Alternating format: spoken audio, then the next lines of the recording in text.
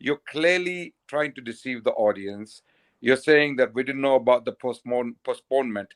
Brother Imtiaz brought references on postponement and challenged your spin on the question of postponement. How can you say that with a straight face to the audience that we didn't know about the postponement? How can you have that audacity? Are you listening?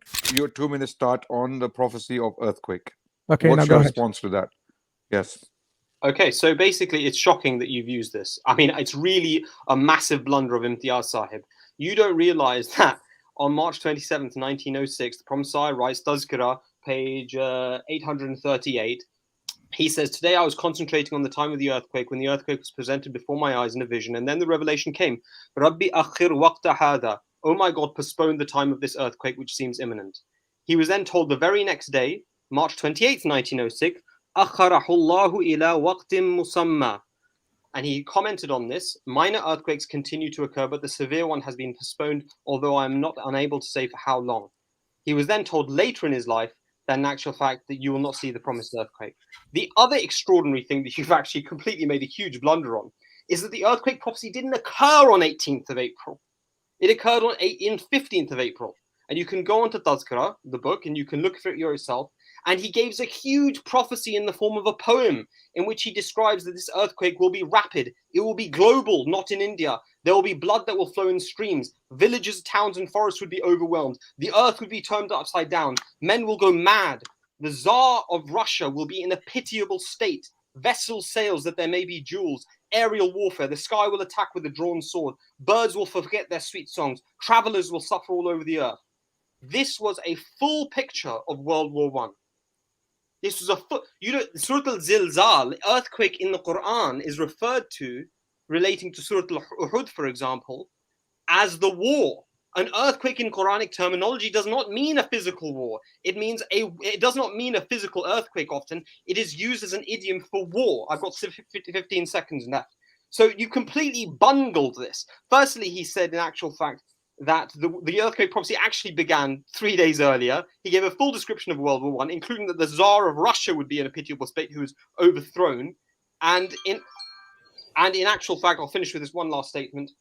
In 1906, 1 year later, he clearly stated that the earthquake had been postponed. Imtiaz Sahib, you have made a huge blunder. May Allah forgive you and guide you. Okay, You done, thank you, brother? Tahir Bhai, for that. Yes, Can I- Imtiaz Bhai. Okay. So first of all, just want to clarify before I go to my answer. So this prophecy, was it cancelled? Was it delayed?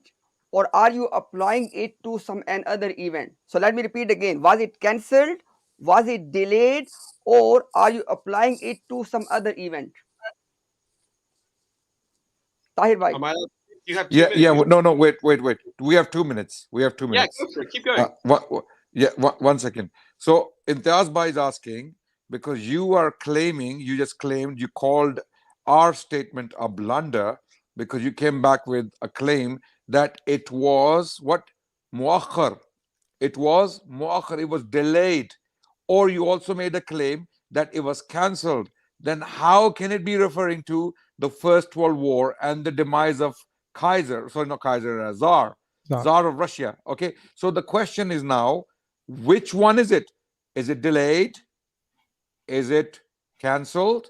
And if it is both or one of the two, then what is the point of the First World War? What is the point of talking of an event when it's going on, and then you're claiming it was cancelled or delayed? Which one is it? Over to you. 2 minutes. Have I got 2 minutes? Let me just put my timer on. Forgive me. Do you repeat? Okay. 2 minutes starting now. Right. I mean, I've clearly stated what was stated by Hazrat Mirza Ghulam Ahmad, and I can't state anything else. He said minor earthquakes continue to occur, but the severe one has been postponed, though I am unable to say for how long. And again, once again, you seem to not have really appreciated the point, is that Imtiaz Sahib has made a massive blunder. The earthquake prophecy was not made on April 18th. The earthquake prophecy was made on April 15th. He says in Urdu verse, he says, I'll read it for you the English. It's in Urdu. It's in Tazkira, page 737. You can go to it right now. A sign will appear some time from now. Today is April 15th, 1905, which will overwhelm villages, towns, and meadows. The wrath of God will bring a revolution in mankind. In mankind, not India. The naked one will have no time to fasten his trousers. Suddenly an earthquake will severely shake them all, be they humans, trees, rocks, or oceans. In the twinkling of an eye, the land will be turned upside down, and streams of blood will flow like the water of a rivulet. Those whose night garments were white as jasmine will be in the morning clad like the sycamore tree. Men shall lose their senses. Shell shock occurred and started in World War I, and birds their consciousness, and nightingales and pigeons will forget their songs. This was a characteristic of trench warfare. That hour will bear heavily upon every traveler, and wayfarers will lose their way in confusion and delirium. With the blood of the dead, the running waters of highland streams will turn red like bistoured syrup. The terror of it will exhaust everyone, great and small, and even the Tsar at that hour will be in a pitiable state. And it goes on. The divine sign will be a specimen of terror. The sky will attack with a drawn sword. Hasten not to repudiate this, thou undiscerning fool, for my truthfulness depends entirely on fulfillment of this sign. This is a prophecy based on divine revelation and will doubtlessly be fulfilled. Await then a while in righteousness and steadfastness. It is shocking that you have raised this prophecy. The Tsar of Russia was the world's biggest king over a landed area. And here is Mirza Ghulam Ahmad prophesying against him 9 years before it actually happened and after he died. Extraordinary prophecy which details all of the features of World War I, and you've just gone and stuck your foot in it. Mashallah. Okay, your time's up. Can I speak Yes. now? Yep, Imtiaz, Yes. go ahead. Okay, Yes. okay. Point number one. So he said that it has been postponed. Now, my question, which you need to address, inshallah, in your term next turn, that quote to us the reference that about the postponed, because I have the reference that when it was postponed and for how long it was postponed. Okay, I will speak in my turn, but I want you to quote the reference of postponing. Point number one. Point number two is, can you please tell us in clear terms in which year the incident you are saying, and you are repeating again and again. Please quote which year and which particular incident you are applying this prophecy to. Okay. And last point is that you said that then he said that it has been cancelled or postponed or whatever you said. Bring that reference so I can tell you that let's go in a timeline that when what was said, because timeline is very important. So again, just to summarize, I want you to address 3 points. Number one, bring the reference of postponing. Number two, which event in which year you are applying this prophecy to. And point number three, give us the reference you are saying that Allah said to Mirza Sahib that it has been postponed and he doesn't know for how long. Bring that reference as well. I'm done. I mean, are you even listening to me? I mean, are you actually listening to me? I've said it 3 times now. I can do it again. Are you? Yeah, No, are you listening? He's asking for the reference. Yeah, that's. I mean, I can even share screen if you wish. Would you like me to share screen? Yes. No, give me the reference. I can quote. Give me the reference. Yeah, no problem. Let me just Go do ahead. that. For those 3 things I said. So your first and third thing were the same thing. So I'm a bit confused. You said reference for the postponement is Okay. specific words. Or right? cancellation. Okay, give us. What cancellation? That's fine. And please, could you give me which year the prophecy you believe was fulfilled? Yeah, That which prophecy was year fulfilled. and what incident this prophecy was applied to. I've said it. Okay, well, this is a strange question. It's like you're That's almost. fine. That's fine. Just give us Let answer. Let me present. Allah knows best what your intentions are. I don't really understand it, frankly. I don't know how it could help your argument, but may Allah guide us to whoever's speaking the truth. Maybe you can see me now. See my screen? Can you do that? Can you see screen? Okay, here we go. So let's go to. So this is the prophecy on page. Let me go to the first thing you've requested because that's what you've requested. So let's respect your request. So I'm just going down. So this is Tazkara. This is the English edition. I'm sure you can find it'll give you the actual reference actually in Urdu as well. Please, Urdu, please. Yes. Yeah, yes. that's absolutely fine. That's absolutely fine. Because the original is Urdu, right? Yeah. Yes, the original would have been Urdu. Yes, correct. Yes. But Okay, so put Urdu up and we'll see. I don't have the Urdu reference. I've got it in the actual thing. And let me just show you. I'll give you the Imtiaz exact has it. reference. I'll give you. It's actually in Arabic. The stop. reference we got. Let's go through it gently. Okay, you've asked for something. Let me give it to you. So sorry, I'm just trying to go through the date. So the date was March 27th, 1906 in Tazkara. And this is the official book of the Jamaat Ahmadiyya. So frankly, I don't know what your problem would be with it. This isn't a book made up by me. So March 27th, 1906, and this is from this is from Badr, Volume 2, number 13, March 29th, 1906, and it's also found in Al-Hakam, Volume 10, number 11, March 31st, 1906, page 1. And you can find these references on page 838 of Tazkira. And he says, the Prophet said, March 27th, 1906, today I was concentrating on the time of the earthquake, when the earthquake was manifested before my eyes in a vision, and then the revelation came. Oh my God, postpone the time of this earthquake, which seems imminent. Okay. And then on page 700, so there's that. So he's given a prayer. And then on March 1906, on March 28th, 1906. Harry, do you mind just expanding a bit, like zooming it so it feels the screen? Yeah, of course. My apologies. Yeah, is that better? Much better, much better. Right, so on Badr Volume 2, number 14, April 5th, 1906, and Badr Volume 2, number 15, April 2nd, 12th, 1906, and Al-Hakam Volume 2, number 11, March 31st, 1906, he says, the Prophet received this revelation, أَخَرَهُ اللَّهُ إِلَى وَقْتٍ مُسَمَّى. He said, minor earthquakes continue to occur, but the severe one has been postponed, though I am unable to say for how long. Now, one last reference regarding postponement, just to give you a full picture. It's page 731, if I'm just going to scroll up to that, of this same book.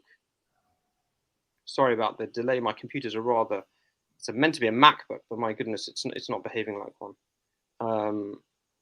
731. I've got it here on my phone, but I guess you guys want to read it. Okay, here it is, page 731. Let's get it up.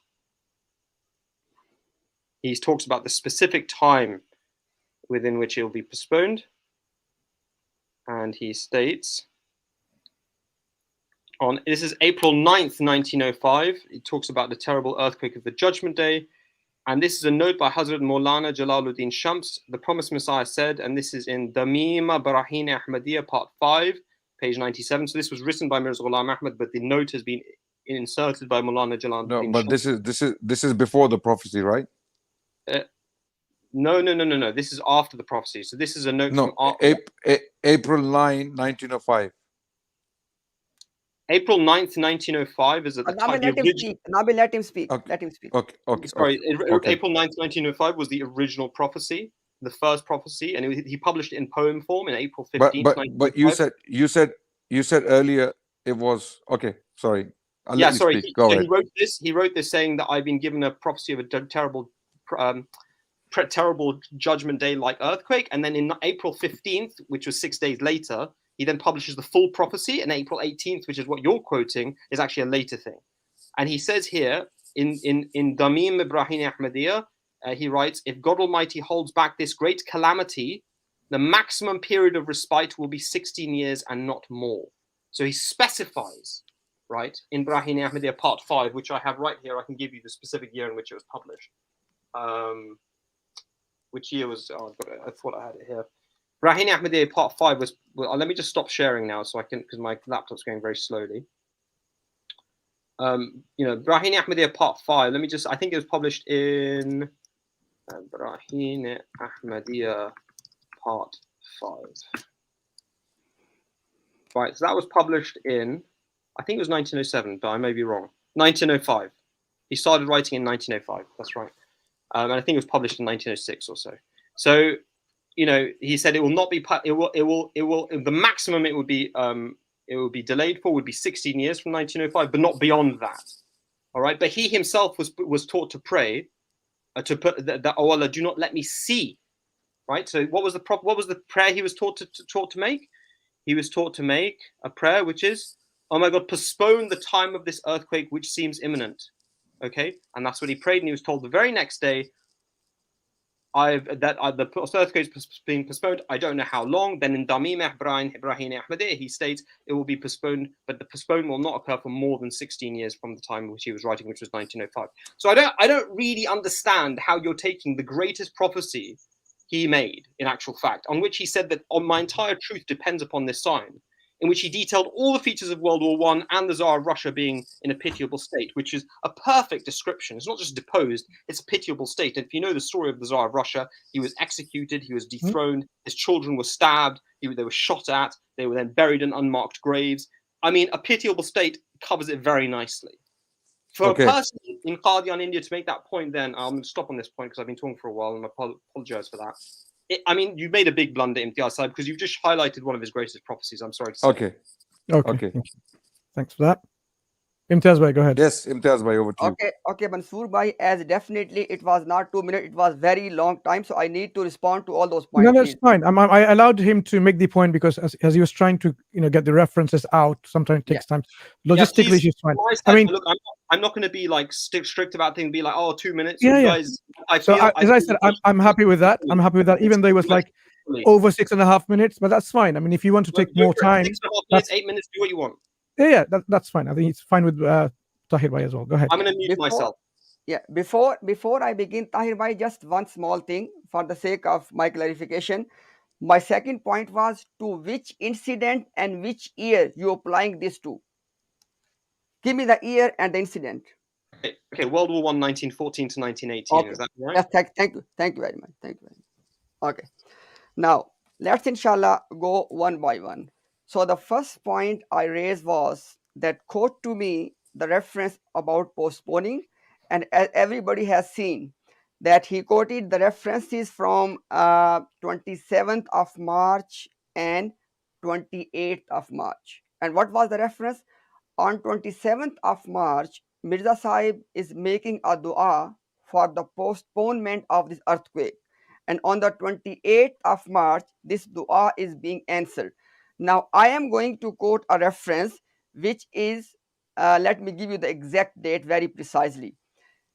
Ruhani Khazain, volume 22, page number 103. And please, everyone, pay attention. I'm going to quote the reference from 17th of July, 1906. Mirza Sahib is referring to the same reference which Tahir bhai has mentioned about making a dua, and as a result of dua, this being postponed. And then he explained that this dua which he made has been answered by Allah. And now I want to tell you something very important, because this prophecy and the prophecy that a son will be born to Manzoor Muhammad, they are linked together in the writings of Mirza Sahib. And as we know that because the wife of Manzoor Muhammad, instead of giving birth to a child on the 10th of July 1906, she gave birth to a girl. Now Mirza Sahib is saying that because that earthquake will come after the wife of Manzoor Muhammad will give birth to that prophesied child, and because she has given birth to a girl, and Mirza Sahib said it is a sign that my dua has been answered. And now for how long it will be delayed, please everybody pay attention. अगर अभी लड़का पैदा हो जाता तो हर एक जलजिला और हर एक आफत के वक्त सख्त गम और अंदेशा दामनगीर होता कि शायद वो वक्त आ गया है और ताखीर का कुछ एतबार ना होता. अब तो ताखीर एक शर्त के साथ मशरूत हो गई है. Now Mirza Sahib is saying that now this delay is linked with a condition. Please everyone pay attention. The condition is that on the 10th of July, wife of Manzoor Muhammad, which was Muhammadi Begum, has given birth to a girl.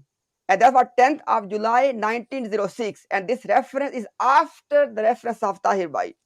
Now, he is saying that now when that son will be born, obviously we can all understand that this son cannot be born at least 6 to 7 months after 10th of July. Why? Because this woman has just given birth to a girl.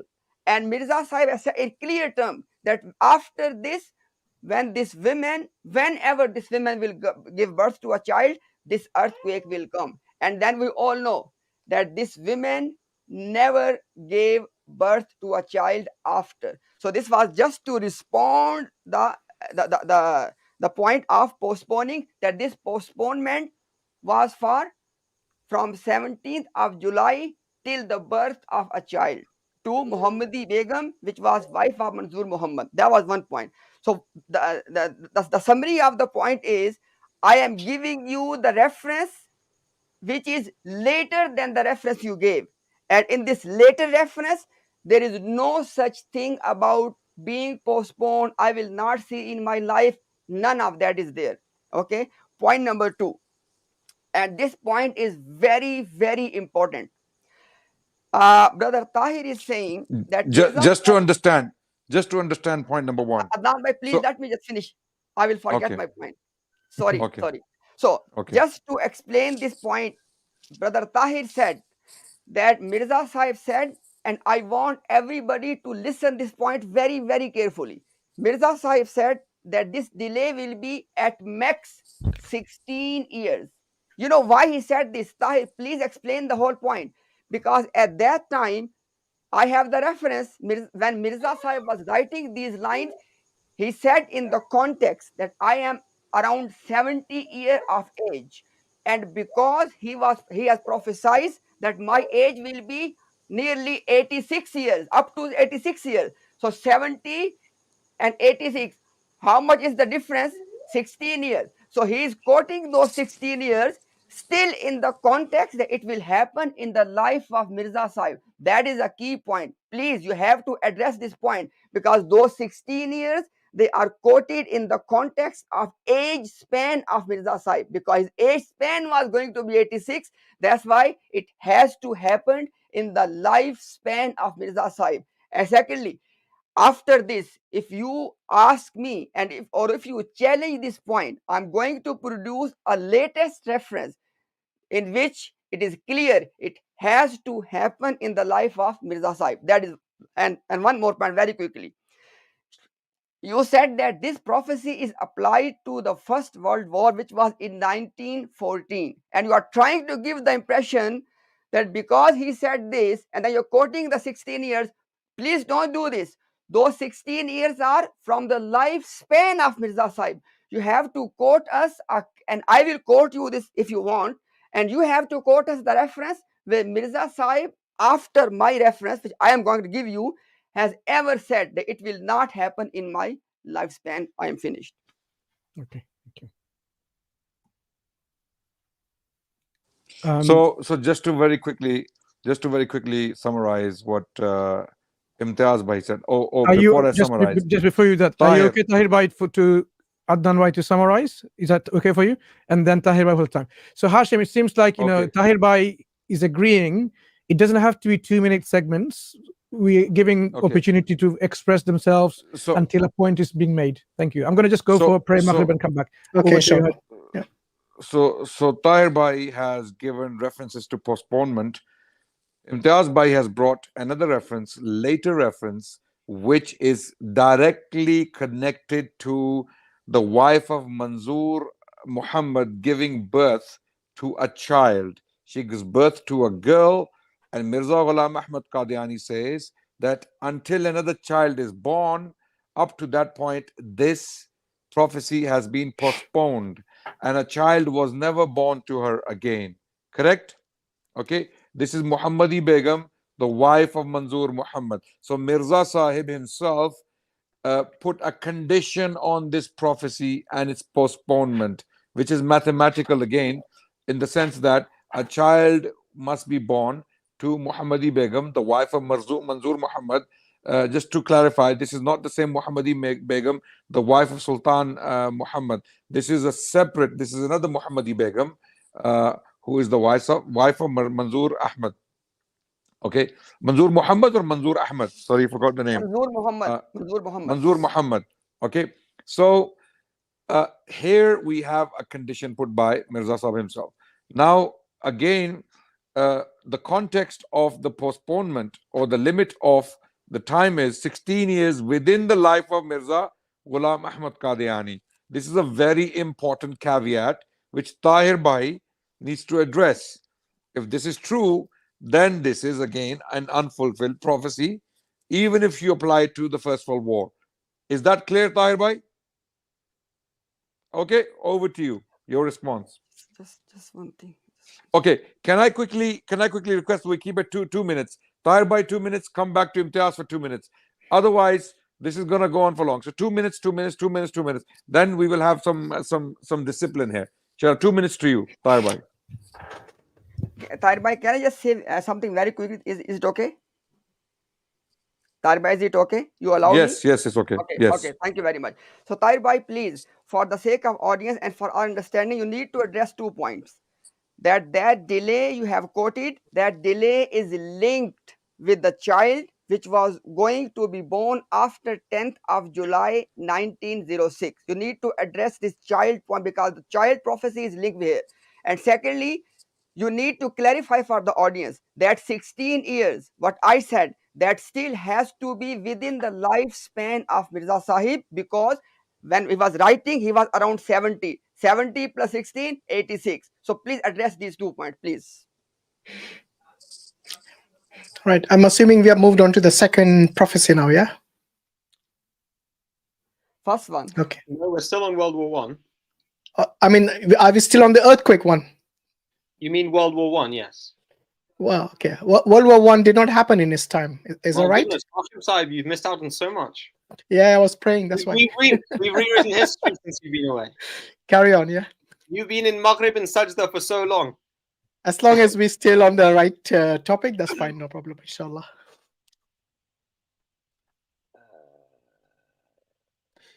So, what is the protocol now? Is it like, are we still on the 2-minute thing? Guys, or I'm just okay. Sorry. So when do I have 2 minutes? Adnan Sahib has disappeared. I really wanted to speak in his presence so I could give Yes, he's listening. I'm still here. I'm still Yes. Okay, that's fine. Okay. So two things you mentioned. If you want to see my Noorani face, I can put on the camera if you want and put some extra light on. You'll only be Noorani, my brother, if you accept the Imam Mahdi. The one cannot reject the Imam Mahdi and be Noorani, I'm afraid. Good luck, but you won't be able to do it. This is why we are doing this. You want us to be more Noorani. This is why we're doing this stream, so that you can make us more Noorani, or else you become Noorani yourself. Okay, over to you. 2 minutes start. Okay, I won't compliment myself. That's not honor, is it?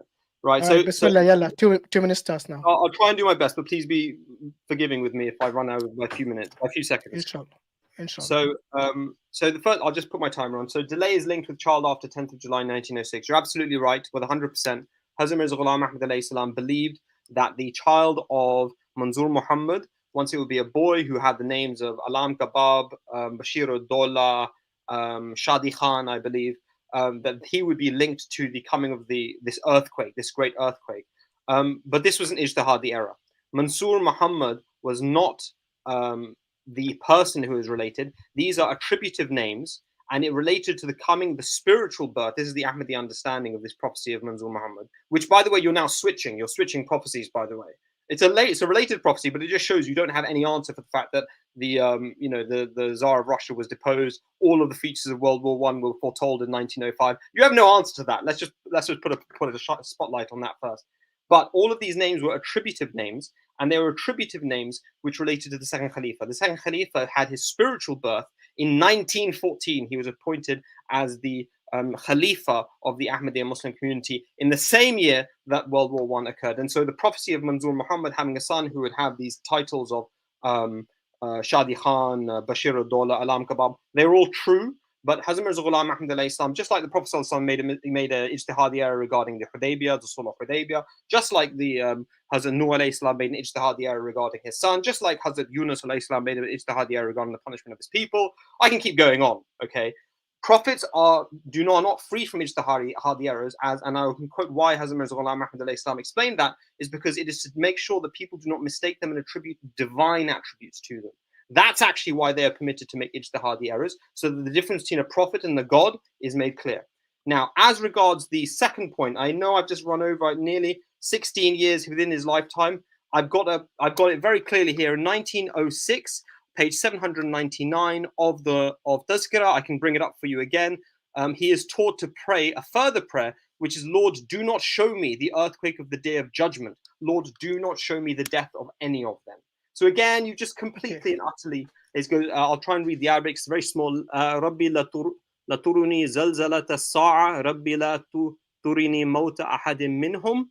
That's the revelation that the prayer that he was taught to make. Do not let me see it. Two and a half minutes. My last statement is this. It occurred within the 16-year period, but he was caused to die beforehand. So the prophecy was fulfilled. World War I happened. Tsar of Russia deposed. All of the features of World War I. And you guys have just introduced all of your Sunni followers to an extraordinary prophecy of Hazrat Mirza Ghulam Ahmad alayhi salatu wassalam. Mubarak. Okay. Next, maybe Nostradamus might be your Mirza, Okay. If its prophecies come true. Okay, go on, Imtiaz, right? No, don't make these sly comments. No, wait. You said the Nur will be if you accept the Mirza. You made sly comments as well. Come on. Give us a break, Tahir. Oh, my friend, come on. This was a friendly comment. Yeah, so was mine. It works both ways, mister. Yeah, Imtiaz, bhai, carry on. Tahir, you had your time. Calm down, bro.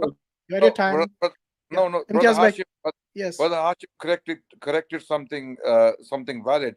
To us, Mirza Ghulam Ahmad Qadiani is as much of a prophet as Nostradamus was. Exactly. So we reject him. We made it clear. We are not close. We are not making this a secret or something. It's open. People who follow Nostradamus and they believe in his prophecies, they interpret his prophecies to be true. Others say, hold on a second, get a life. So it's just both ways. But anyway, coming back to 2 minutes of Imtiaz bhai. Okay, Imtiaz bhai. Okay. First of all, let's go in a sequence. The first point I was asked Brother Tahir to address that how much is the delay, and then he accepted what I mentioned, that this delay was going to be from 10th of July 1906 until the birth of next child. Now the point Tahir is not addressing, that when the next child is not born at all, how the prophecy still stays as a discussion even. That is first point. Please address the point. Point number 2, Jamaat has applied the prophecy of Manzoor Muhammad and Muhammadi Begum's prophecy. Jamaat has applied this to Mirza Bashiruddin Mahmud, which was born in 1889. You have to address this, that if you apply this prophecy backward to 1889, then how would you address the point of it was delayed? Okay, you need to address this point, my brother. Please take the note. These are very important points. Okay. Point number three. I'm really sorry. Can you just repeat that? Can you just repeat that point? I didn't fully understand what you're saying. No problem. Feel free to take as much time as you wish. I have no problem. No. I want. I'm confident I can answer anything you have. You are not confident about me, which is why you limit my 2 minutes. I know. First of all, Tahir, why you did not speak 2 minutes? You spoke more than 2. Let's be okay. Carry on. We're also taking 2 minutes, by the way. We're also taking 2 minutes. We're being very fair. The Qadiani missionaries on Twitter and elsewhere, they played this game. 2 minutes against 8 minutes against 10 minutes. So you know what we decided today? That we have nothing to worry about. We are so confident that we will give equal time so that the Qadiani missionaries cannot go on another imagined, presumed victory parade. So I'm going to, again, Imtiaz bhai, over to you. Okay. So I want every listener and especially my beloved Tahir bhai to please pay attention. This is what you need to address. Okay. You have agreed with me in your previous answer that this was delayed from 10th of July till the birth of next 10th of July 1906 till the birth of next child to Muhammadi Begum.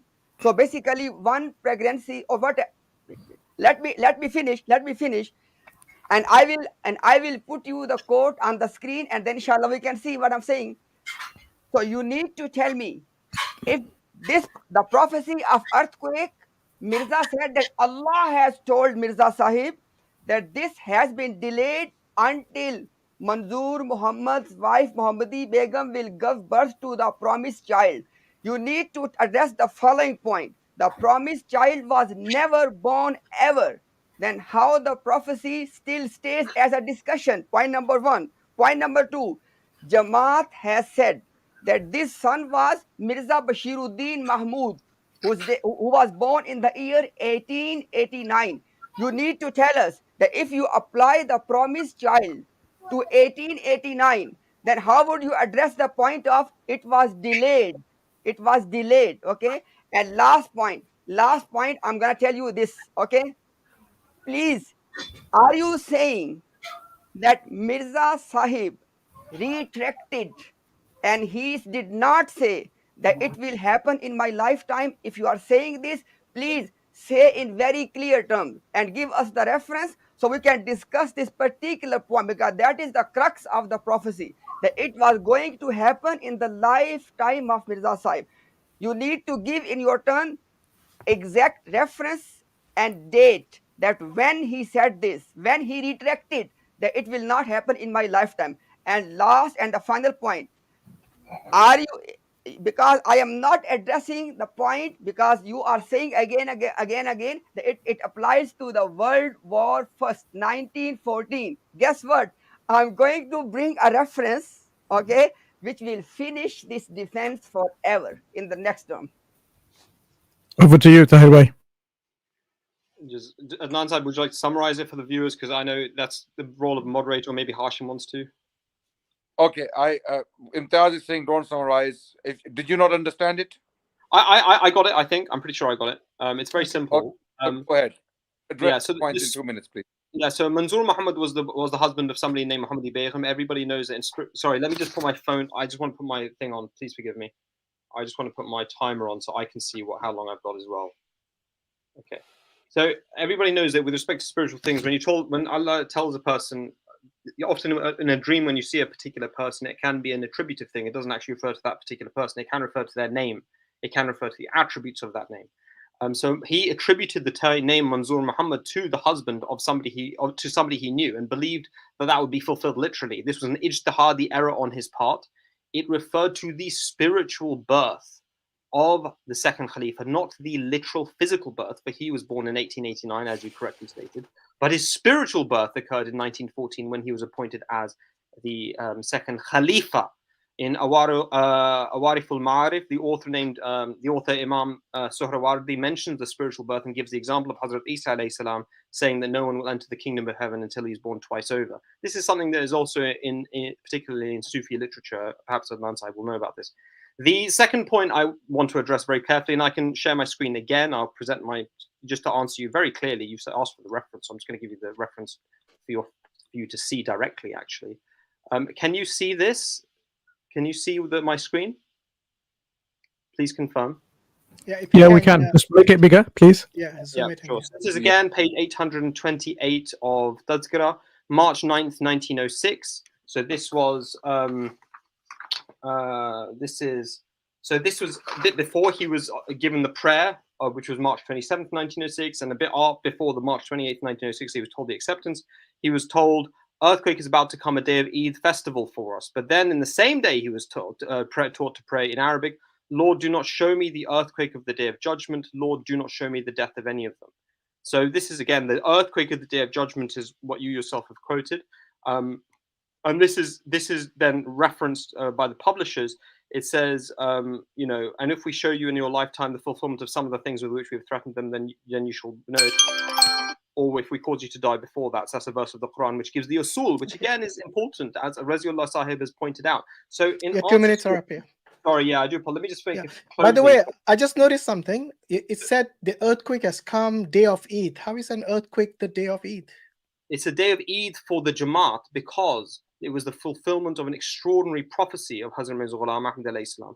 And I just want to emphasize this last point, just on this last statement, I'll finish, which is that to say that the Tsar of Russia was only deposed once, okay, and it will not happen again. He's finished. 1917 in World War I. All of those features occurred in consonance during that particular event. For you to say that, therefore, it doesn't refer to World War I, there's been no other event which occurred during. He stated it would occur within 16 years. He was taught to pray not within my lifetime. So he died early. It occurred within 16 years. I'm not so sure what you struggle with. It's very, very, very clear. Right, and I who can wants see to respond to Tahir? Tahir, you had your 2 minutes. Okay. Let Adnan respond. Or Imtiaz. Imtiaz, but you're muted. Yes. Adnan, before you speak, I want Brother Tahir to tell us. Because I asked him a question. give us the reference in which Mirza Sahib said that this will not occur in my lifetime, and give us the date and the reference of the book. I have no such reference. I have a reference to I have a reference to a wahi. Remember, wahi, a person who claims wahi, have some water, thank you. The person who claims wahi and puts the wahi down, the wahi matters more than his ijtihad. The wahi taught him, which I've given to you, which said, Lord, do not show me the earthquake of the day of judgment. Lord, do not show me the death of any of them. So you can say what you want, but this is a pathetic argument. You want everything spelled out in black and white, even though the prophecy has been fulfilled extensively. The Tsar of Russia has been posed in a pitiable state. I have a follow-up question. When Mirza Ghulam Ahmad Qadiani made the prophecy that Manzoor Muhammad's wife, Muhammadi Begum, will give birth to another child, and that child is the condition of the fulfillment of the prophecy of the earthquake, was that from Wahi or was that Mirza's whims talking? You're muted. You're muted. I think that's a really good question. I would like to refer you to February 19th, 1906, which is in Tazkira again. I can give it to you. He said, I saw in my dream that a son was born to Manzoor Muhammad. You see, you guys, the thing is, you don't actually read the full books. And so you don't actually have a full understanding. You just read sections and then you use them and they're on websites. No. Wait. Tahir, I'll answer your question. Sorry, I'll answer your question. Adnan bhai, allow me to respond to his clear point, please. People want to listen to the answer. Okay, brother?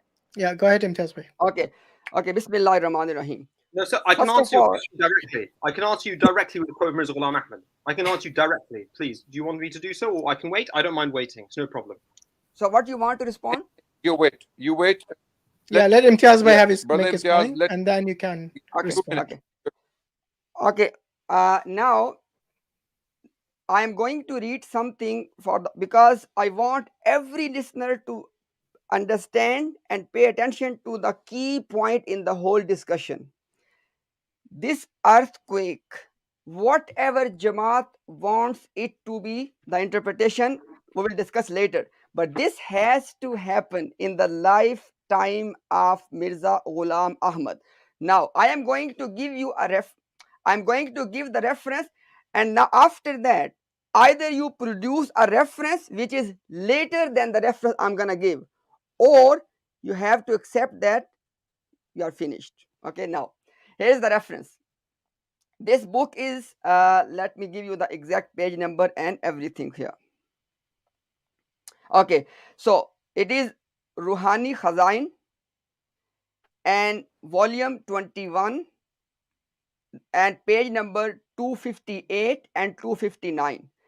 Mirza Sahib is addressing a very particular specific question that is it going to happen in his lifetime? This is the context. Everybody can read. This is the context. Now, he says that ab meri umar 70 baras ke kareeb hai.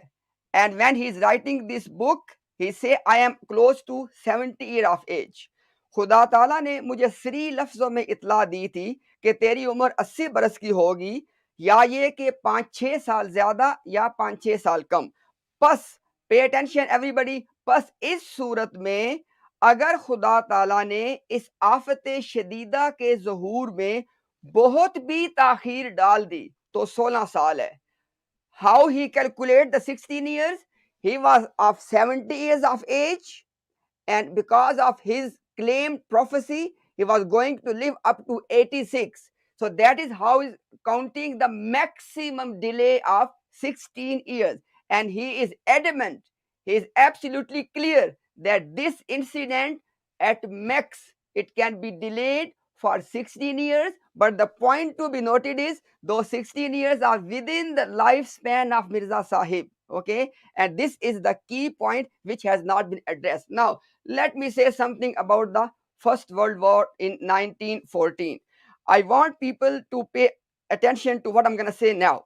Okay, because people were asking Mirza Sahib this question that, look, you are not giving us a particular date, you are not telling us anything about this earthquake, so how can that be a sign? This is the context of the discussion where Ruhani Khazain volume 21. Imtiaz bhai, your 2 minutes are up, so I don't know if Tahir bhai wants to allow you. Let him quickly finish. Carry on then, yeah. Let him finish the point. Okay, now I am addressing the particular point. I want to inshallah address this point for the audience, because Tahir Bhai is continuously trying to say that it applies to 1940. First of all, according to the point I mentioned earlier, that's my main point. It has to happen in the lifetime of Mirza Sahib, and First World War did not happen in his lifetime. I just want Tahir to address this one point. Okay, over to you, Tahir. So, I mean, I find it's an extraordinarily weak argument you've now been forced into. Ooh, again, let me just put my timer on. Apologies. Right. It's an extraordinarily weak argument. You began this stream. Let's just remind everybody. You began this stream saying, "Oh, there's an earthquake." It didn't, and he said that it would occur within my lifetime. He died in 1908. Okay. I showed you got the date of the earthquake wrong. I showed you that all the features of the earthquake related to World War I. I showed you that Manzoor Muhammad related actually to the year in which the prophecy would be fulfilled and the spiritual birth of Alam Kabar, Bashir Abdullah, son of Manzoor Muhammad, who Shadi Khan, which are all attributive names for Hazrat Mirza Bashir ad-Din Mahmud Ahmad. I then showed you that he himself prayed and was taught to pray for delay. You then said, well, where is the evidence that it wasn't to happen in his lifetime? I then showed you a revealed prayer in which he is told to pray that it does not happen in my lifetime. It is self-evident that if Allah reveals to a person a prayer to use, then that means that prayer will be accepted. Otherwise, there is no purpose in revealing it. I mean, does this not comprehend? So the fact that you actually want to obfuscate the facts, which is that he made this extraordinary prophecy, and you want to make, oh, well, it didn't occur, and I don't have a statement. He wrote over 90 books. He may very well have such a statement, but you're asking me on a stream with 2 minutes to go. You want me to just bring out statements like this? It's nonsense. I've shown to you that the prophecy was fulfilled to the letter and extensively and extraordinarily. Okay, and further, I want to answer also Adnan Rashid's question. He also states that in 1905, Allah told him that his time in life was near. He said he's only got a few more cups left. So he knew it would not come in his own lifetime. Okay? He says, let me answer your point, Adnan Rashid. I know I'm running a bit over. You asked about Bashir ad-Dawla. Where's the evidence that he said that, if I'm correctly understanding, where's the evidence that he said that Manzoor Muhammad, that this is not an actual fact, a literal thing, it's a metaphorical thing? Can I just clarify, Adnan Sahib? That's what you asked me? Yes. Can I be given an extra minute, please? Because yeah, sure. Go ahead. Yeah. Okay. I need to answer this question. So February 19th, 1906, again in Tazkirah, the Prophet writes, I saw in my dream that a son was born to Manzoor Muhammad, and he asked what name should be given him. Then my mind moved from the dream towards the reception of revelation, and I was informed Bashir ad-Dawla. The Prophet said, I supplicate for a large number of people and do not know to whom the word Manzoor Muhammad refers. It might be that the word indicates that a son would be born to Mia Manzoor Muhammad, whose birth might bring prosperity with it or wealth, or it might be that the boy himself might rise high and be wealthy. But I cannot say for certain when that boy would be born. God Almighty has not specified any time. It might be soon, or Allah Almighty may delay it for several years. So again, you guys, you just read snippets. The reality is, and I'll finish with this statement. I understand you guys need to speak. That's fine. I'll finish with this sentence. The Jews also rejected Isa alayhi salam because they said that he has not fulfilled X, Y, and Z. The Christians rejected Muhammad sallallahu alaihi wasallam because they did not fulfill X, Y, and Z. Prophecies are signs. When a person prophesies the death of the greatest emperor on earth within a particular time frame, and he's an individual living in Qadiani, he prophesies all the features of a thing which has never occurred before, which is a world war. World War I was the first time that thing ever happened. Bear that in mind. Before World War I, there was no conception of a world war. And he prophesied it. For you to then come and say, oh, well, I need a specific statement that it must occur within his lifetime, when he's been taught a prayer which indicates that his prayer would be accepted, that he would not see it, is perverse. Is perverse in the extreme. All right, your time's up now, Tahir. So, Imtiaz bhai, go ahead. Okay, inshallah, because our prayer time, Fajr time is like very close now. Inshallah, after this one, I really request anybody, please, if you discuss any point, please don't discuss in my absence. I want this to be recorded, inshallah, everything. So, okay, point number one. Point number one was we are not discussing who you want to apply this prophecy to. You want to apply it to First World War? That's not discussion in this particular point. The point is in the lifetime of Mirza Sahib. Now, every listener, please listen one point very carefully. I have given a reference from a book which was published after the death of Mirza Sahib, and that is Burahine Ahmadiyya Hissa Panjam. Okay, and this is the latest reference. And then, if this is challenged, I have a complete case here that when Mirza was writing these words, it cannot be before 1907. Everybody, pay attention. The dua Brother Tahir is quoting, that was in March 28, 1906. I am quoting a reference from 1907 in which Mirza Sahib is clearly saying that it will happen within his lifetime because his lifespan will be up to 86 years. At that time, he was 70-year old. Is only adding 16 years of his lifespan. If any Ahmadi, because Tahir, he said clearly, he has no reference to produce. If any Ahmadi who is listening produce a reference later than the reference I am quoting from Burhain Ahmad, and by the way, it is not even Burhain Ahmadiyya, it is the appendix of the book, which means that the book has been written already. Now he's towards the end, and this book was published after his death. And I will present a case that when he was writing these lines, it could not have been before 1907. It is my open invitation, not challenge, invitation to all of you. Okay. So it has to happen in the lifetime of Mirza. That is the crux of the matter. And Tahir, you need to produce a reference which can delete this point. It doesn't have to happen in the lifetime of Mirza. That is the point being discussed. That's my one. And second point is, it's very interesting reference coming, and please, all the Muslim community and Ahmadi brothers, please note down this reference. It's very interesting reference. Okay, now what is the reference? Please pay attention to this. It is Ruhani Khazain, volume 17, page number 161, Tofa Golodviya. And listen very carefully. I want to read in Urdu and English because many people speak Urdu as well. Okay.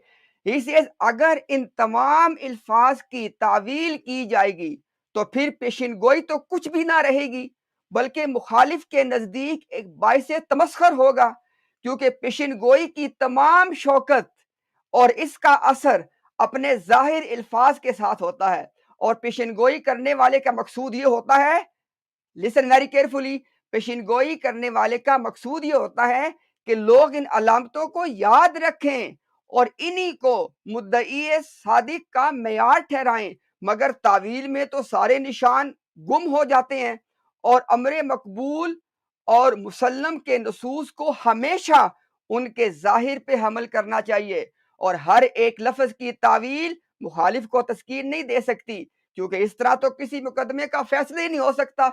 There you go. Mirza has decided the case. What is that? Listen in English.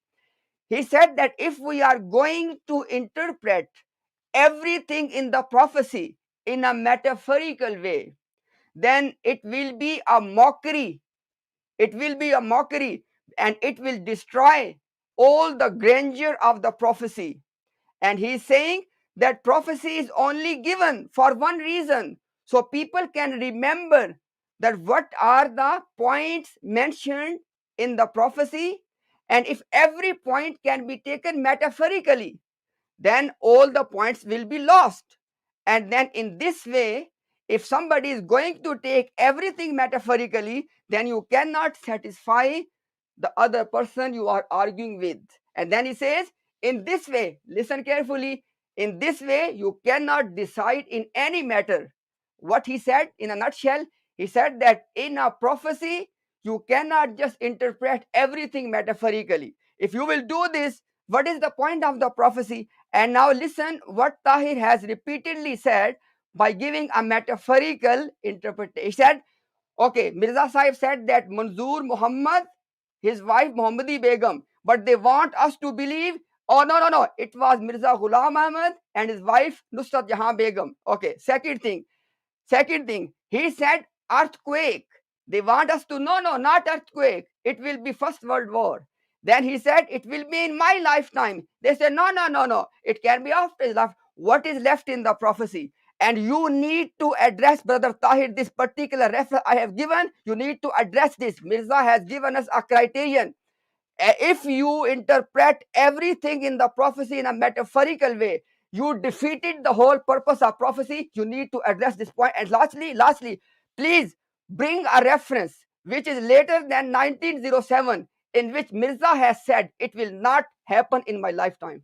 I'm finished. Just before you do that, you've spoken more than 5 minutes. So if you're going to speak, if allow Tahir Bhai as well, equal amount of time. That's my request. Yes. He must take equal time. He must take equal time because that's justice. Very quickly, I want to highlight. So to summarize Brother Imtiaz's point, okay, for the audience, is that he Imtiaz Bhai, go pray, come back. Adnan Bhai will summarize, inshallah. Yeah. So Tuhfa Goladawiya is a book of Mirza Ghulam Ahmad Qadiani.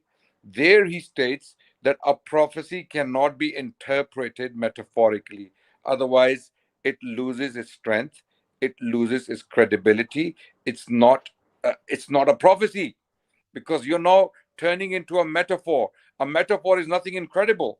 Metaphorically, I can be flying around on a blue elephant in the heavens.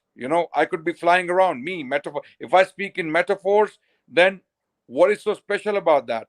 A prophecy is powerful when it is categorical and it is actual. It is actual in the sense that it does justice to the words said. This is what Mirza himself is saying in one of his books.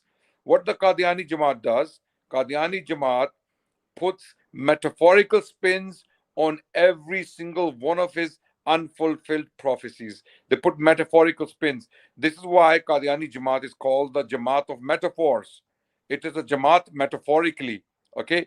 Because it puts a metaphorical spin on most of his prophecies, if not all, to get them to be fulfilled, okay?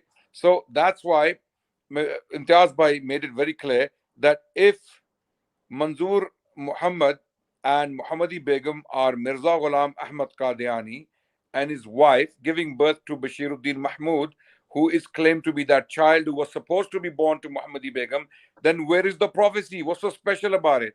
Okay, if the earthquake means the First World War, okay, then what's so special about it?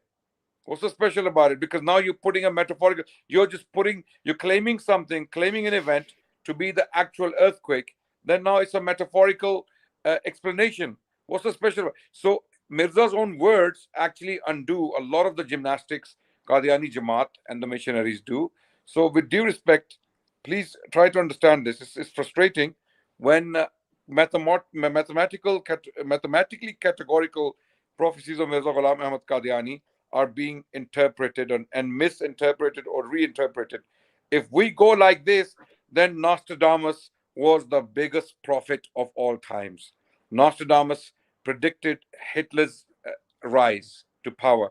Nostradamus predicted many other events in the 20th century, even the Gulf War, let's say, people claim. Nostradamus is a bigger prophet than Mirza Ghulam Ahmad Qadiani if we're going to go down the metaphorical route. And according to Mirza himself, prophecies cannot be metaphorically interpreted, just like his Jamaat does. Over to you, Tahir Bhai. Plenty of time. Go ahead. Jazakallah, I appreciate the fact that you've given 2 minutes, more than 2 minutes to your guys. You're giving me an appropriate amount of time. I do appreciate that.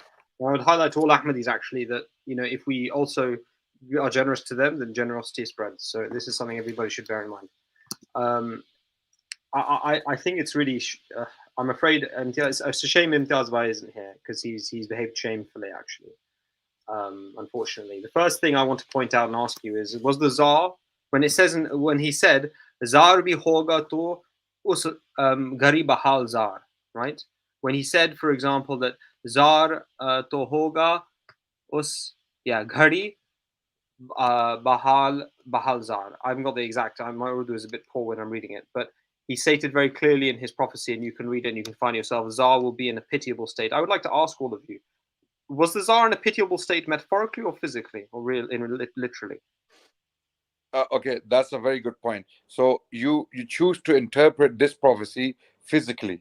because Zar is mentioned. Literally, But literally, yeah. all other points raised by Imtiaz Bhai, you are putting a metaphorical spin on those. So why? So let me answer that point. Let me answer that point. I'll answer that point. So the reality why, is, why choose to be physical with Zar and metaphorical with every single other thing? I don't understand what this standard is.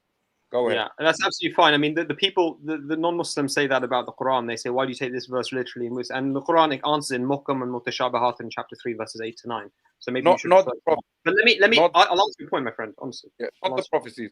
Prophecies are very clear. Prophecies are not very clear. Actually, prophecies are not very clear. If it was so clear, let me speak now. If it was so clear, Hazrat Yunus wouldn't have gone away in anger. If it was so clear, Hazrat Nuh. No. Hazrat Nuh, let me finish, please. Come on. Hazrat Nuh would not have. Tahir Bhai, these are not prophecies. Let me explain. A prophecy is when Adnan Bhai, let him speak in his time, please. I will. A prophecy is when the Prophet said to Adi bin Hatim, it's in Sahih al-Bukhari, that the treasures of Kisra will be opened by you. A woman will come alone, she will do tawaf around the Kaaba, and she will go back. These are, again, I mean, Imtiaz Bhai doesn't want to go down that route because it's gonna open another topic. So let's stick to the topic. Yeah. Okay. Questions of Imtiaz Bhai. You address them. No, I think let Tahir finish. And I need to go and pray. Okay. Imtiaz prayed. If you can just say for 2 seconds, Adnan Sahib, if you can just say for 2 seconds, I'm going to show you something which is fairly damning, actually. Just 30 seconds. I just want to reiterate what was the question which you need to answer, because you need to answer my question, not something else, brother. Okay? Can I say it? Okay. And you can take as much time as you like, but the point is you need to address the questions.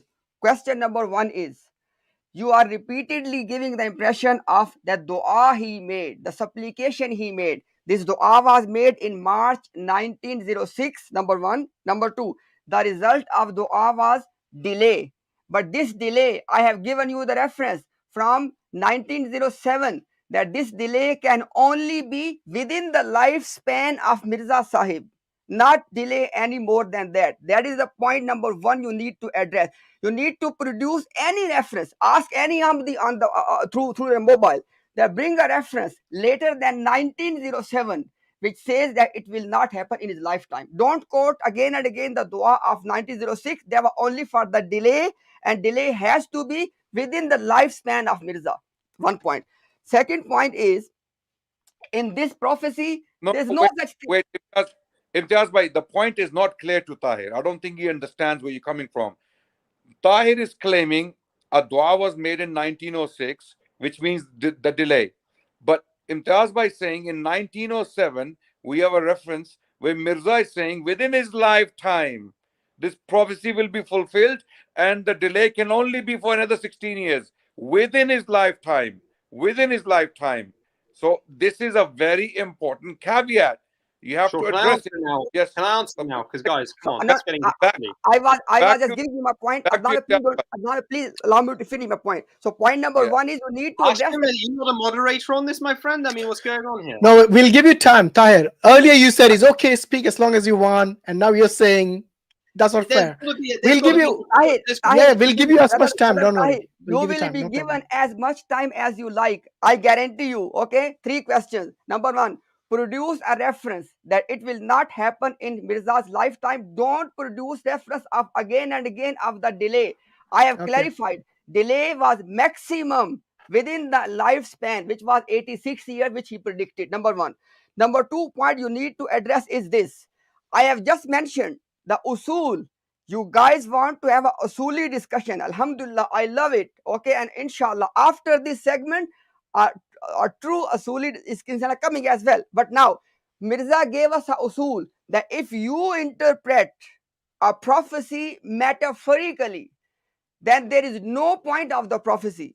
And I have given you the detail of the whole thing. Okay, you need to address these 2 points. That why do you want to deviate from the usul of Mirza and you want to interpret everything metaphorically? Because earthquake is being interpreted as world war. It is called metaphor. For everybody can understand this. Okay, Muhammadi Begum and Manzoor Muhammad are being replaced with Ghulam Muhammad and Nusrat Jahan Begum. That is metaphor. Okay. The son of Manzoor Muhammad is being replaced with Mirza Bashiruddin Mahmud. That's called metaphor. You are going away from the everything. Okay. And the birth. Okay, let's deal with one point, because otherwise we just get all over the place. The birth of the child is being called the spiritual birth. You have interpreted every single thing metaphorically. Address these 2 points. Take as much time as you want. Tahir bhai, Fadal. All right, now you guys are going to be finished. You actually misrepresented Hazrat Masih Maud. You actually misrepresented him, and I'll show you exactly how you misrepresented him. I'll bring up the exact screenshot of you misrepresenting him in actual fact. He writes, let me show you. He says, in the quote that you yourself gives, he says at the end of it about metaphorical. He says, "Ye itraz hai jo hamari mukhalif karte hain." You left out what he said at the end of the statement, deliberately to misrepresent Hazrat Mirza Ghulam Ahmad alayhi salam. He said this allegation that people make, that you have to make everything literal, is an itraz, is an objection that the opponents make. You have been dishonest. You should apologize right here and now for your dishonesty. That's number one. And I'm not gonna give you time to apologize, because you're going to go on for another 20 minutes. Number two, the second point is this. The second point is that it is true that he believed that it would occur within his own lifetime. He wrote, to be fair, no, come on, brother. No, hold your tongue. Now hold your tongue. Now hold Adnan, your let him tongue. finish. Go ahead, Tahir, go ahead. Please. He states in Appendix Ibrahim Ahmed, and the fact that you think there's an appendix shows you know nothing of Hazrat Mirza Ghulam Ahmad alayhi salam's books. So many of his books, he wrote the book and then it turned into appendix on page 40, and the appendix continued to page 500. So the fact that you talk about it as if it's some afterthought is a nonsense. His appendices often lasted for the whole of the book. You look at Ibrahim Ahmadiyya part 4 and part 5, the appendices are the book. So it just shows you know nothing. You haven't even read the books. Okay, he states, and it is absolutely true, he states that this should occur within 16 years and that this incident should take place within my lifetime. But he goes on to say in the very next paragraph, why don't you read the full context? He said, it is not the intent of the prophecy that the fulfillment of this prophecy will remain in abeyance for full 16 years. Rather, it is possible that this prophecy may be fulfilled within the next 1 or 2 years or even earlier. He's not sure. Nor is there a promise of God that my age will necessarily exceed 80 years. Very important statement. He's therefore saying that it's not necessary that I will live up to the full maximum of 16 years and it will occur within that period of time. He is saying that he is unclear as to when it will occur, but he believes it will occur within his lifetime. I agree with you. This was an ijtihadi error. There was absolutely no wahi which stated that he, in actual fact, would live within up to 16 years. This was his own understanding. It's the same understanding that Hazrat Nuh had alayhi salam regarding his son. He said that the punishment will come upon my people and my family will be safe. His family was one of his sons who was killed. Hazrat Yunus said he made a prophecy. The punishment will now come upon you. He left his city. This was a prophecy of punishment. The prophecy of punishment did not come upon him and upon his family. The Prophet ﷺ got the heads shaved. They took the animals. They went to Makkah. Why did they go to Makkah? To do the Umrah. They said that he believed that it would occur that year. If he didn't believe that it would occur that year, why did they have the head shaved and take the sacrificial animals? So all of these, the point we make is this. You ignore the fact that he prophesied the death of the Tsar. You ignore the fact that he said it would occur within 16 years. You ignore the fact that all of the features of World War I, which was an unprecedented event in world history, were prophesied by him. Instead, you pick up on an ijtihadi error and you make it that the cause of your rejection. And that is why a prophecy is a sign, because it leaves enough for a person of good faith and sincerity to accept it, but it also leaves enough for someone who's belligerent to reject it. For God's sake, the Jews rejected Jesus upon exactly the same manner. And the Christians reject the Prophet Muhammad ﷺ on exactly the same manner. They want the prophecies to be fulfilled how they wish for them to be seen. Don't put your finger up at me. I'm still speaking. You've taken 20 minutes to speak. We'll give you time. Take it easy, bro. I have shown you that you lied and misrepresented. I'm not somebody to raise an allegation of lying, but you deliberately misquoted about the metaphorical matter. And I come back to this particular point. The promised Messiah alayhi salam made a very clear, literal prophecy. This is not a metaphorical prophecy. The timing of it in related to Manzoor Muhammad was metaphorical. The actual prophecy relating to World War I was absolutely literal. Villages were turned upside down. Birds did lose their ability to sing. Men were driven mad with shell shock. The world was turned upside down. The Holy Quran, you ask, oh, well, was it an earthquake? Was it what? It says in the Holy Quran, chapter 33, verse 12, هُنَالِكَ ابْتُلِيَ الْمُؤْمِنُونَ وَزُلْزِلُوا زِلْزَالًا شَدِيدًا. There and then were the believers sorely tried, and they were shaken with a violent shaking. The words used are in relation to earthquake, and everybody knows that that's in relation to the Battle of Uhud. So the Quran itself uses the term Uhud, earthquake, for a war. So you guys are shameless. I'm sorry to say, and I want to make one more point, because actually I don't want to continue much more. I just want to make one more point. I want to let you guys speak, and then I just want to have one more time to say something, because you frankly failed on every single account with this prophecy. I've shown you, just to summarize, and I'm going to finish on this summary. Then I do want to say something towards the end, if that's okay, after you guys have come back. Let's just summarize for all of our sakes. You said that there was going to be a prophecy within his lifetime. He died and no earthquake occurred. I showed you that he prayed it would be delayed. You didn't even know that. You didn't even know that. Secondly, you then said, well, where is the evidence that it wouldn't occur within his lifetime? I showed you that was an ijtihad, the error of his, but the wahi he received was, oh Allah, do not let me see it. Do not let me see the death of those people. So the wahi that he was taught a prayer to pray, do not let me see it, which indicates that the prayer would be accepted, which is much stronger than an ijtihadi error of a prophet, which is a much smaller ijtihadi error than Hazrat Nuh alayhi salam made with respect to his son, where he questioned Allah's decision. Second point, then you failed on that, and you ignored all of the features of World War I. You ignored the death of Tsar wasn't metaphorical. The rivulets becoming bloody weren't metaphorical. An earthquake affecting the whole world wasn't metaphorical. That it would occur suddenly he said it would occur immediately, suddenly, so much so that a naked one would not have time to fix his trousers. Everybody knows how sudden World War I occurred. Everybody knows it occurred on the assassination of Archduke Franz Ferdinand. It occurred like a lightning bolt. And Adnan is a historian, he can bear witness to that.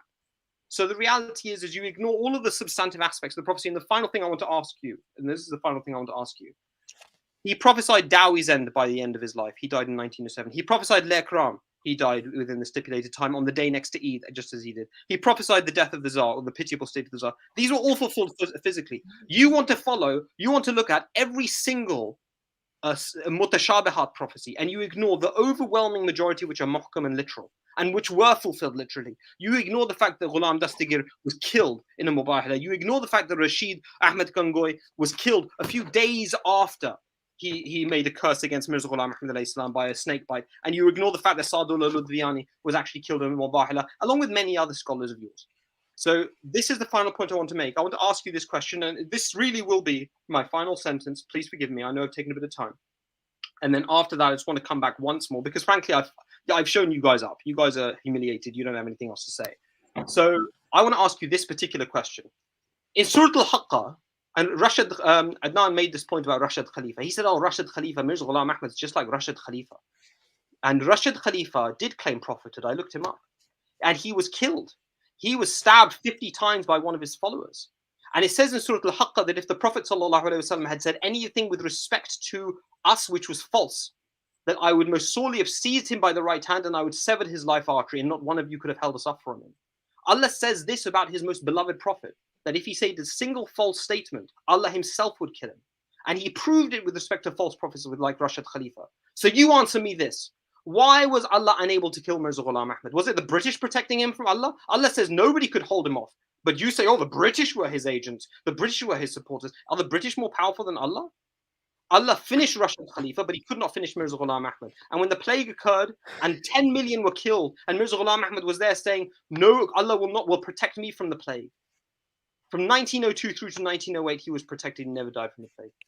Did Allah miss a million times? That's my final point. I want to come back one more time with just a 2-minute statement to close. But after this, frankly, you guys are done. Thank you. Thank you for finishing us very much. You finished us off so beautifully that we want to come back very quickly again and address your points. Brother Imtiaz, before you come in, just want to quickly highlight, you're clearly trying to deceive the audience. You're saying that we didn't know about the postponement. Brother Imtiaz brought references on postponement and challenged your spin on the question of postponement. How can you say that with a straight face to the audience that we didn't know about the postponement? How can you have that audacity? Are you listening? Are you listening or you're watching? Tahir? I'm I don't know listening. what happened.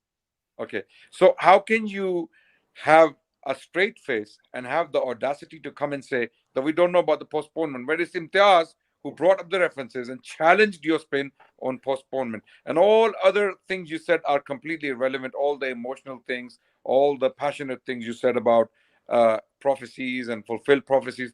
What we are dealing with are unfulfilled prophecies. Mirza himself said, one of my prophecies, if it fails to pass, if it fails, then I am a liar.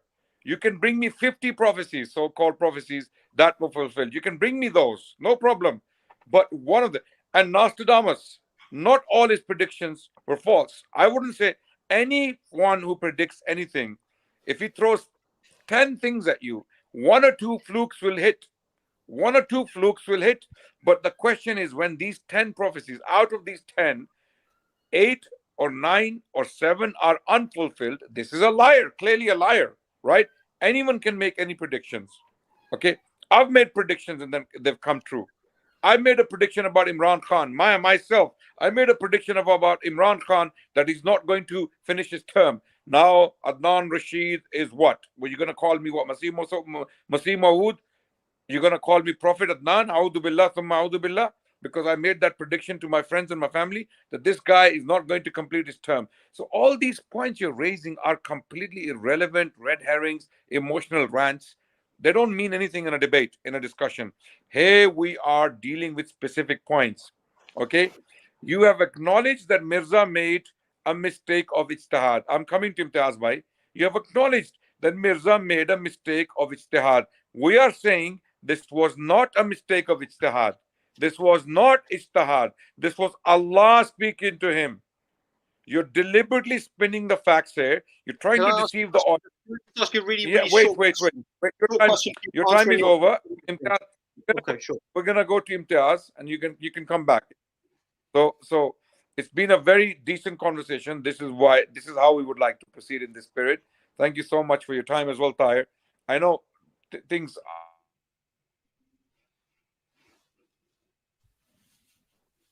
We Sorry, can't can hear you guys Adnan. hear me?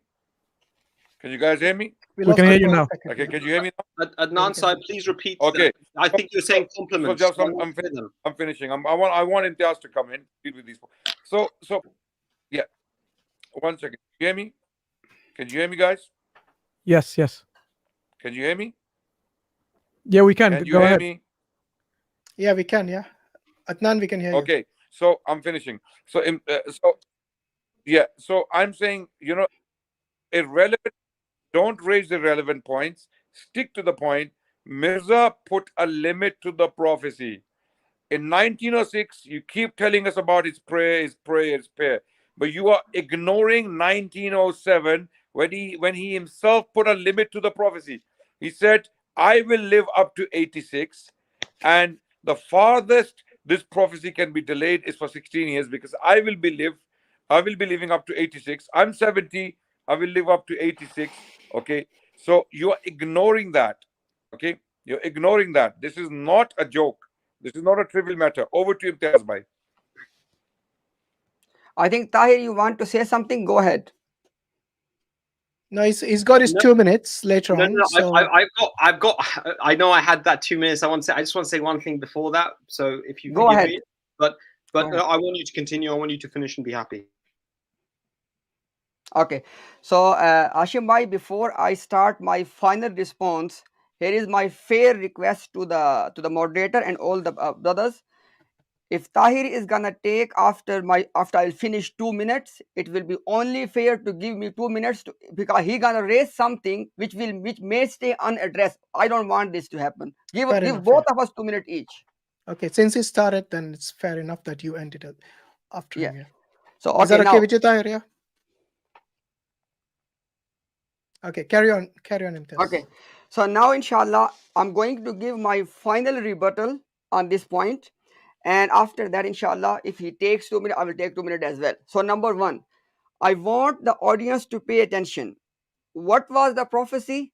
Something of unprecedented nature. And Mirza called it, it will be like the earthquake of the doomsday. This was going to happen in the lifetime of Mirza Ghulam Ahmad. That is the key point. In the lifetime of Mirza Ghulam Ahmad. And he clearly said, I have given all the references. If it will not happen in my lifetime, I am not from God. So I want audience to pin down the actual crux of the point. That is the crux of the matter. Something I am not even in this particular time, I'm not even focusing on what it would be.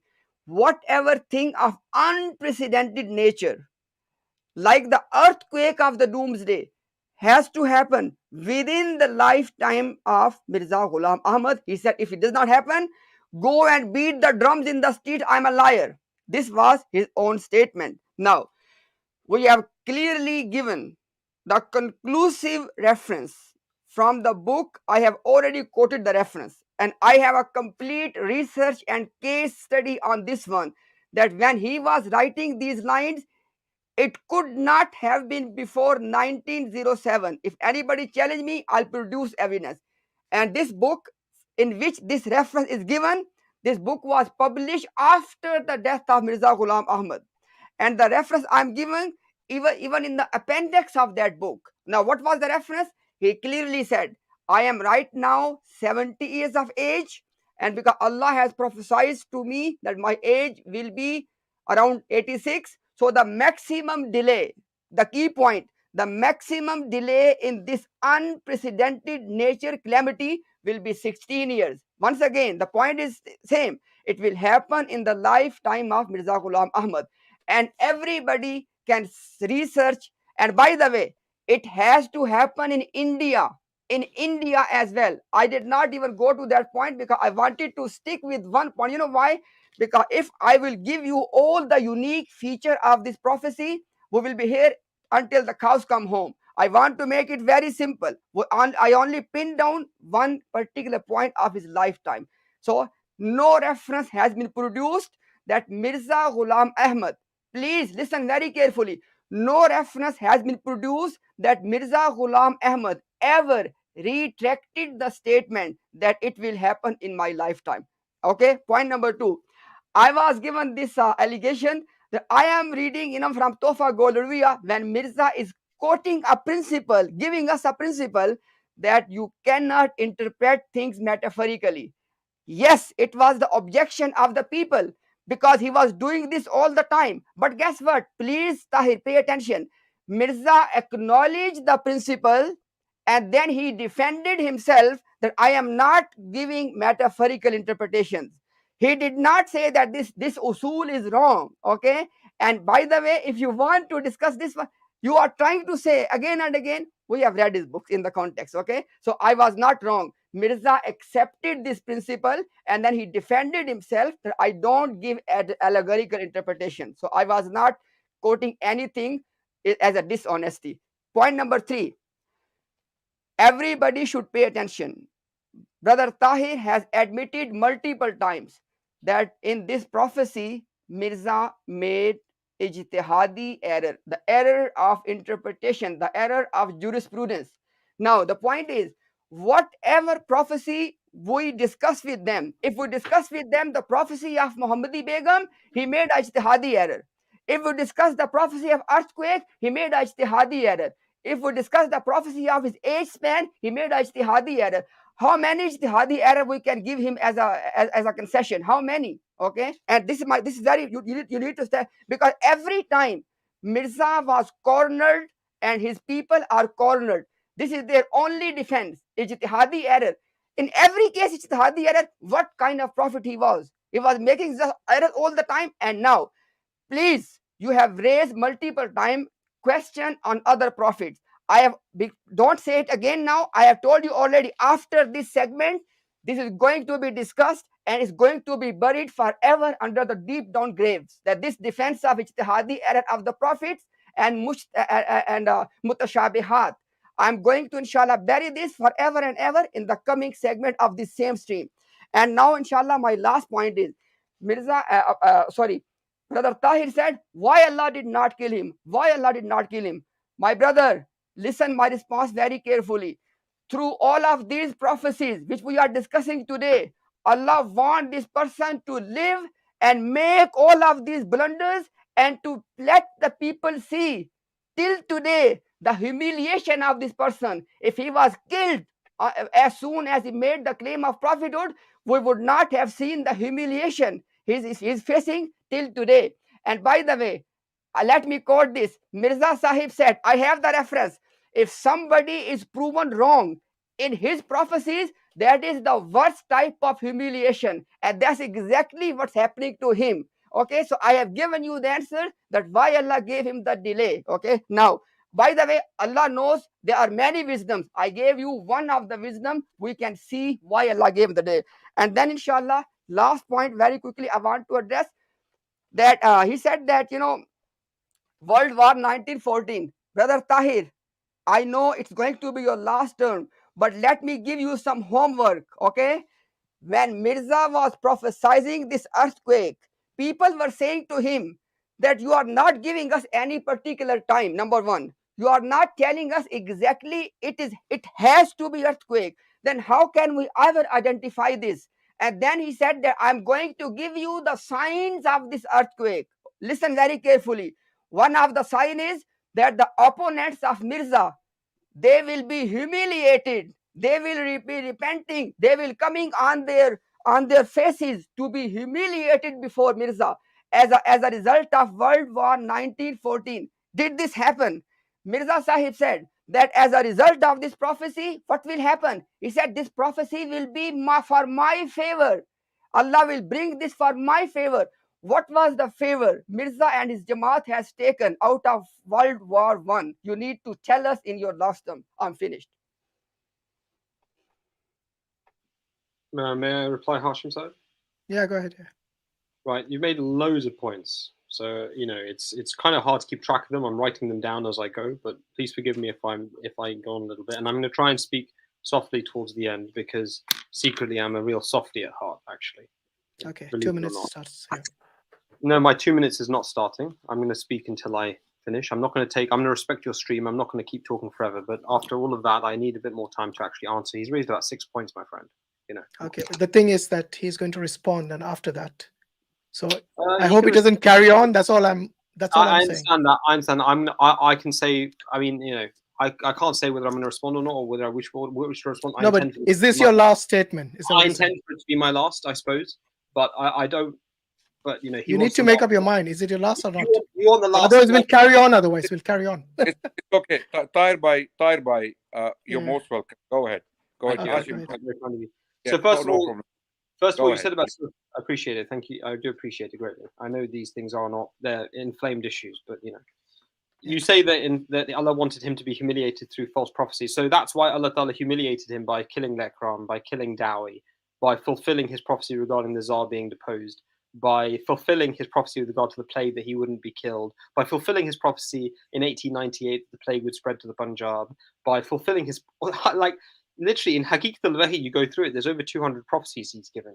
Like almost the overwhelming majority are fulfilled absolutely literally. You can only quote literally Muhammadi Begum, Abdullah Atam, Manzoor Muhammad, and Hakim Patiala. You can quote like 4 or 5 maybe mutashabihat aspects of prophecies, which in themselves were, they were actually fulfilled when you look at the full picture. So as for Surah Al-Haqqa, okay. Surah Al-Haqqa says, Allah says, you don't know what's in Allah's mind. Allah himself says what is a humiliation. Okay, you are trying to speak on behalf of Allah. Allah himself says in Surah Al-Haqqa that I will take the one who if Muhammad attributes a false statement to me, I will seize him by the right hand and sever his life artery, and not one of you could hold us off from him. And the interesting thing is, this is actually also found in Deuteronomy, perhaps Adnan Sahib knows. It says, even if that prophet attributes a false statement, I can't remember the full cause, it refers to that prophet, which everybody knows refers to Muhammad sallallahu alaihi wasallam. Then he will surely be accursed of God, he who is hung on the wood. So that's the first point. You don't know what humiliation is. Allah knows what he considers humiliation. He said that he would kill a false prophet, and he proved it with respect to people like Rashid Khalifa. So if you to say that, Mirza Ghulam Ahmad wasn't killed because he wanted to humiliate, no, this is not a humiliation. This is a humiliation for you. This is not a humiliation for Mirza Ghulam Ahmad alayhi salam. Second point, where you say that it's not an ijtihadi error, it was Allah speaking to him that this world war, that this earthquake would occur within his own lifetime.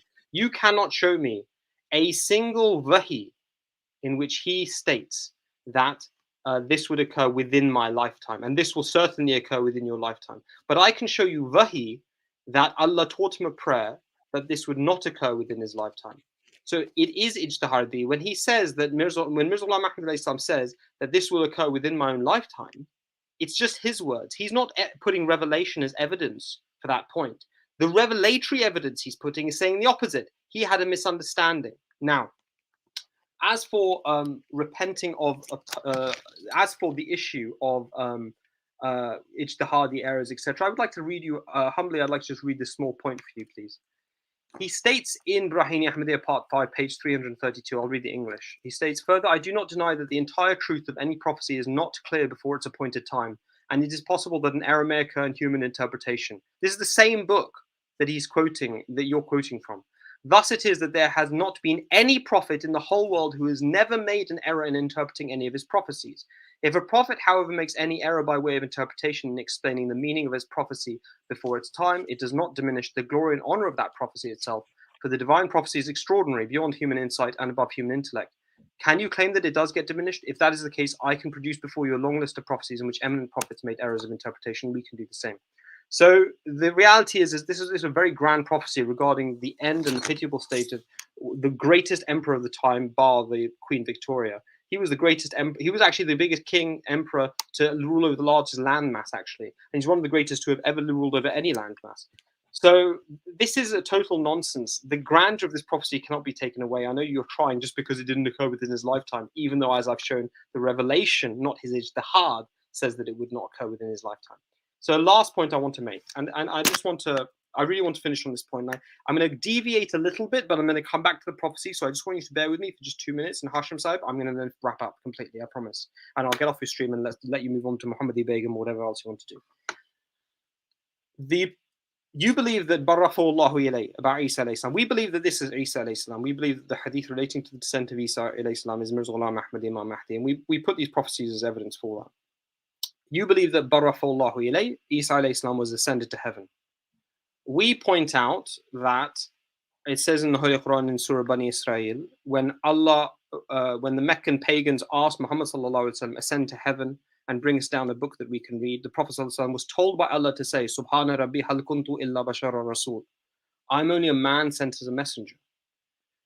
Imagine Allah is telling Muhammad sallallahu alaihi wasallam, you are only a man sent as a messenger. You can't ascend to heaven and come down. The implication, therefore, is that Isa alayhi salam is more than a man sent as a messenger. That's one example. The second thing it says in the Quran, وَمَن نُعَمِّرْهُ نُنَكِّسْهُ فِي الْخَلْقِ أَفَلَا يَعْقِلُونَ. Him whom we grant a long life, we revert to a weak condition of creation. You believe Isa alayhi salam is now 2,000 years old plus, and yet he will come back and he will be running around, killing pigs, breaking crosses, leading armies, when Allah himself gives the principle of aging in the Quran. So you believe Isa alayhi salam is more than a man sent as a messenger, and he's also immune to aging. Last point. I'm going to get back to the prophecies, I promise, and I understand I'm making a deviation. I don't expect, and you can answer these as you wish in your own time. I have no problem with that. The Prophet also says, the Quran also says about Isa alayhi salam and his mother, kana yakulani ta'am. The perfect tense is used, kana, which means they both used to eat food. And it also says in the Quran that we did not give the messengers any bodies that do not require food, nor were they to live forever. So again, for you to believe that Isa alayhi salam is going to come back, it means that he has not eaten any food, and therefore that he is Al-Khalid now. Now you've attributed Al-Qayyum, Al-Khalid, you've attributed divine attributes to Isa alayhi salam. I come back to the prophecies. The point I'm making is this. You are waiting for a Messiah who is mythical, that the Quran itself says is not possible, who has defied aging, who has ascended to heaven when Muhammad could not, who does not require food. So these are an actual fact. You're waiting a mythical creature. And this is why no Messiah will be enough for you. Mirza Ghulam Your 2 minutes are up, and this I know. I'm gonna. It's become preaching now. You're preaching, bro. Come on. Oh, brother, the whole thing is preaching. Come on. No, but we need to stick to the topic. Brother. I'll finish now. Okay. I'll finish. I promise. Hazrat Mirza Ghulam Ahmad alayhi salam has come as a human being who is a Bashar Rasul. He is a person who has made prophecies which have been grandly fulfilled, as I pointed out with the Zara prophecy and World War I. you are waiting a mythical unicorn. You're waiting a prophet to come down from heaven, which is against the sunnatullah, when Allah says that his sunnah never changes. The prophets and messengers he sends are always sent from amongst the people. So because you're waiting and your expectation is one thing, the reality is different. And this is what the Jews did. They rejected Jesus because he did not meet their mythical expectations of a warlord. And you have made exactly the same mistake, because Muhammad said that the Muslims would become like the Jews. This is it. That's it. I'm done. I'm finished. You can say whatever you want. I would like to bid you salam, and I appreciate, firstly, last thing. I'd like to thank you for letting me speak. I understand it's not easy. I've been on your side of the discourse as well. And I appreciate the patience you've all shown, and let me speak, as much as I can. You're most welcome here today. You're most welcome on our future streams. It is very easy for us to let you speak. It is very, very easy. We have been very polite, despite the fact that you've been preaching. We have responses to all these points you have raised. We're not waiting for a mythical creature. We're waiting for a prophet of Allah who did his fulfillment, who did his prophetic mission. He completed it. He's not coming back in prophetic capacity. He will come back physically. We have authentic reports from the prophet that can be traced back to him. We're not going to abandon those authentic reports in Sahih al-Bukhari and Sahih Muslim and follow a person from Punjab called Mirza Ghulam Ahmad Qadiani, who was, to say the least, a confused man, who was, to say the least, he was mentally wanting, So again, these are digressions. We're not going to indulge in them. Thank you, Tahir Bhai. You're most welcome. Thank you very much for your time.